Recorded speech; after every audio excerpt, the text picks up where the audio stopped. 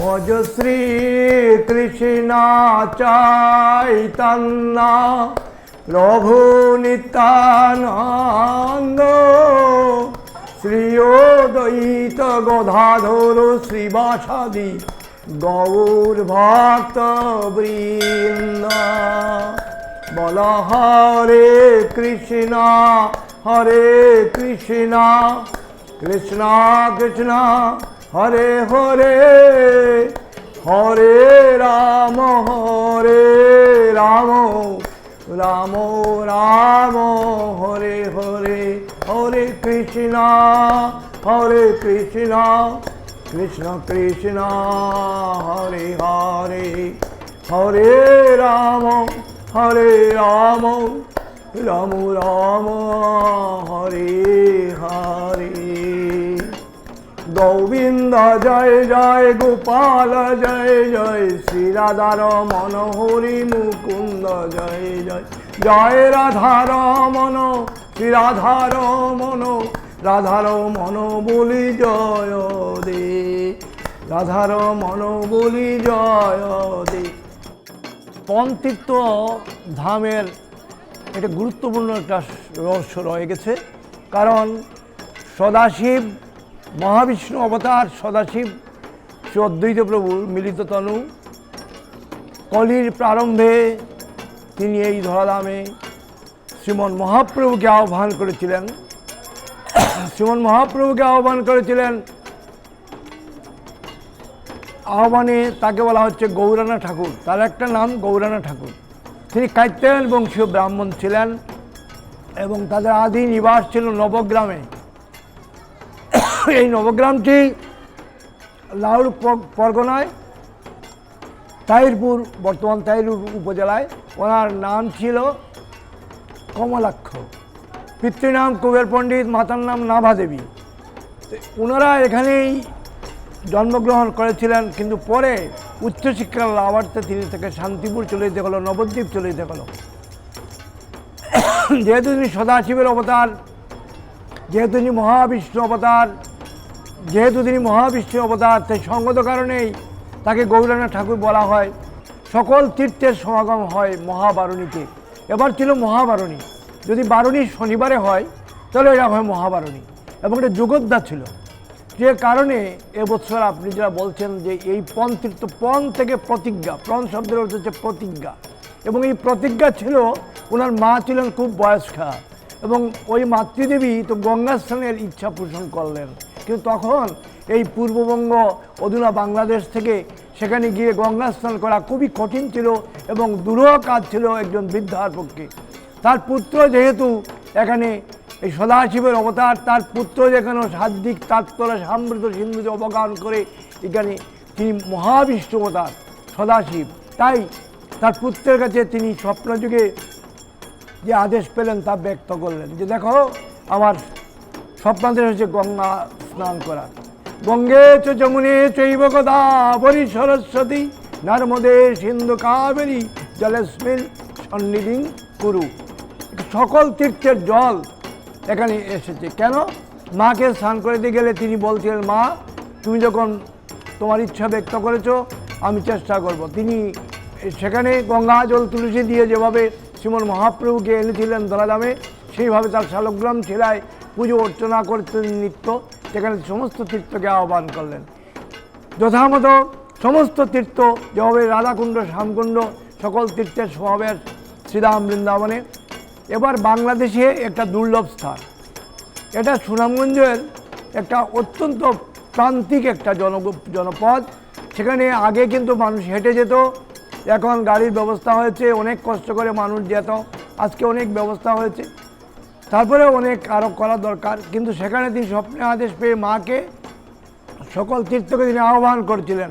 তাই সকল তীর্থ এই পাহাড়ের পাশ দিয়ে প্রবাহিত হলেন, এবং এই পাহাড়ের পাশ দিয়েও প্রবাহিত হওয়ার সময় এই তীর্থ, সমস্ত তীর্থের জল এখানে প্রবাহিত হলেন। আজকেও সেই তীর্থটা বর্তমান আছে, সে নদীর নাম হচ্ছে জাদুকাটা নদী।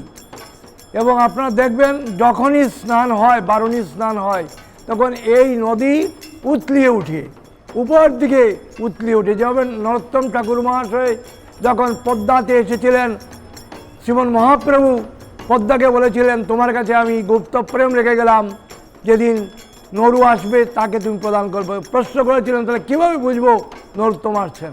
তখন কিন্তু পদ্মাকে বলেছিলেন, তুমি যখন আসবে তখন দেখতে পাবে, তোমাকে যখন নামবে তখন জল উছলিয়ে উঠবে।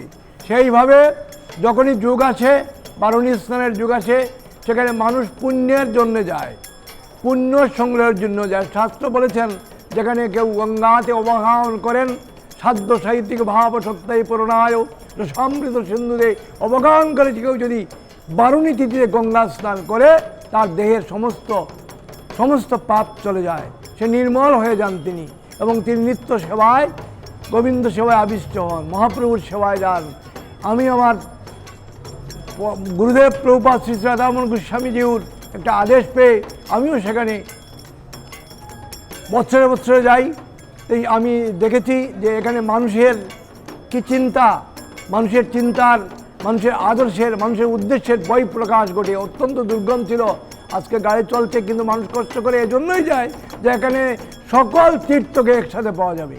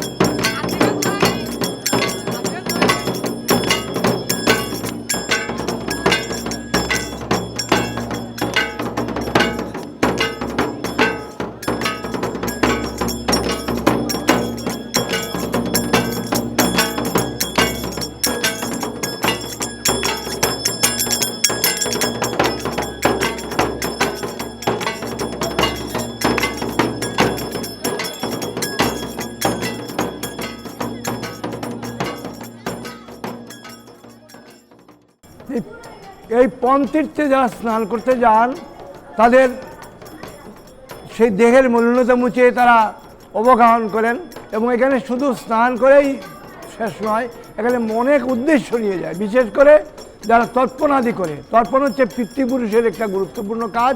যারা প্রয়াত হয়েছেন, লোকান্তরিত হয়েছেন, শাস্ত্র বলেছে পিতা স্বর্গ পিতা ধর্ম পিতা হি পরমন্তব পিতরি প্রীতিমা পণ্যে প্রিয়ন্তে সর্বদেবতা। মাকে বলেছে যৎ গর্ভে যায়তে জীব যত প্রসাদন জীবতী সর্বদেবী স্বরূপন্নই তস্মৈ মাতৃ নমো নমো। এই মা বাবার আত্মার সদ্গতির জন্য পিণ্ড দান করা হয় এবং অস্থি বিসর্জন করা হয়। সব তো গয়াতে যেতে পারে না, ত্রিবেণী সঙ্গমে যেতে পারে না, সকলের পক্ষে তো এত দূরে যাওয়া সম্ভব হয় না, আর্থিক সঙ্গতি বা অনেক কারণে সময় সুযোগ হয় না। যেহেতু এখানে সকল তীর্থ একত্রিত হয়েছেন এই বিশ্বাস নিয়ে, এই বিশ্বাসের কারণে মানুষ পণতীর্থ যায়।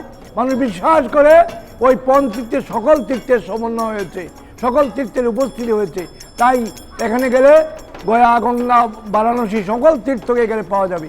এই বিশ্বাস নিয়ে মানুষ পিতৃপুরুষের তর্পণাদি করেন এবং অস্থি বিসর্জন করেন। এখানে ব্রাহ্মণরা থাকেন, তারা অস্থি বিসর্জনের কাজ করে থাকেন এবং এখানে তর্পণাদি করা হয়। শাস্ত্র কিন্তু খুব কঠিনভাবে নির্দেশ করেছে যে সন্তান তার বাবার কার্য, পিতার কার্য, পিতৃপুরুষের কার্য সম্পাদন করে না, তার পক্ষে এই সম্পত্তিতে সেই বুক অনুবিদ্ধ করা যায় না। তাই এই পণতীর্থ অত্যন্ত গুরুত্বপূর্ণ এবং এটা হচ্ছে বাংলাদেশের, আমার মনে হয় উপমহাদেশের একটা শ্রেষ্ঠ একটা তীর্থ। এই সময় উপমহাদেশ আজকে যেটা 51টা সতীপীঠ আছে, এইভাবে মানুষ পরিক্রমায় যায় এবং এই তীর্থে মানুষ যায় শুধুমাত্র পুণ্য লাভের জন্য নয়, তার পিতার সেই দায়িত্ব পালন করার জন্য তারা যায়, তাদের পারিবারিকভাবে সকলের মঙ্গলের জন্য তারা যায়, এই বাংলাদেশের মঙ্গলের জন্য প্রার্থনা করার জন্য তারা যায়, বিশ্বের মঙ্গলের জন্য প্রার্থনা করার জন্য। তাই এই পণতীর্থ অত্যন্ত গুরুত্বপূর্ণ একটা স্থান, একটা তীর্থ। এবং এখানে গেলে, এখানে এই বারুণীতে, মহাবারুণীতে এবার মহাবারুণী হয়েছিল, স্নান করলে সকল তীর্থের সমন্বয় হয় এবং মানুষ মনে করে যে এর মাধ্যমে আমার পারমার্থিক মঙ্গল হবে। এই পারমার্থিক মঙ্গল চিন্তা করে মহান স্রষ্টা ওনার ভগবানের সান্নিধ্য লাভ করার জন্য তার একটা চিন্তা থাকে। এই কারণেই মানুষ অনেক কষ্ট করে সেখানে যায় এবং সেখানে গিয়ে পিণ্ডদান, অস্থি বিসর্জন, গঙ্গা স্নান, ধর্মীয় উপাসনা, পাঠ, কীর্তনাদি সমস্ত কিছু তারা করে থাকেন।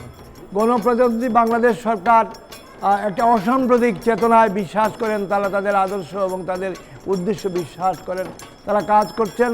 এবং সেখানে মাননীয় সংসদ সদস্য মহোদয়কে কাছে আমার কথা থাকবে এবং বাংলাদেশের জননন্দিত নেত্রী, আমাদের সকলেরই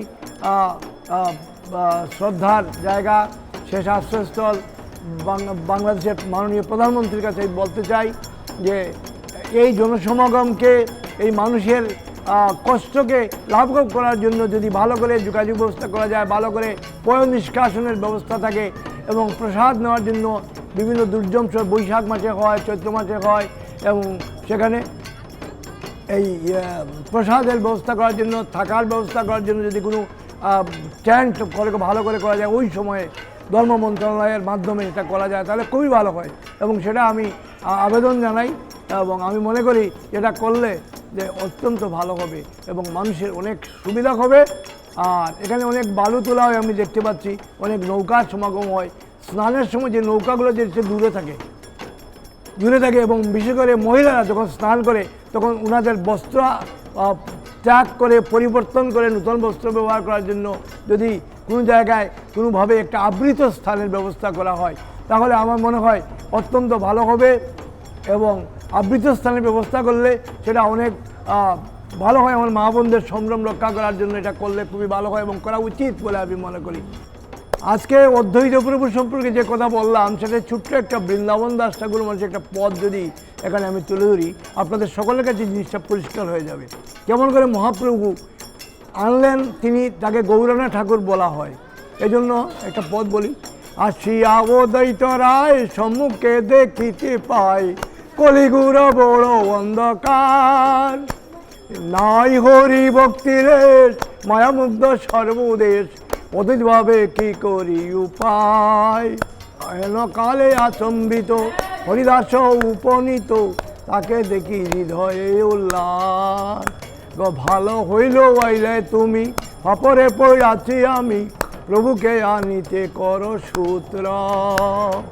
তুলসী মঞ্জরি দল তার সহ গঙ্গাজল, কৃষ্ণ বলে দেহ নিজ শিরে, নিজ শির যন্ত্র করি আরাধ শ্রী গৌর হরি, অদ্বৈত বলে আইস ব্রজনা। অদ্বৈত হুঙ্কারে মহাপ্রভু আগমন করলেন এবং এই পঞ্চতীর্থ ওনারই প্রতিজ্ঞায় মা নবদেবীকে স্নান করার জন্য হয়েছিল। জয় রাধা।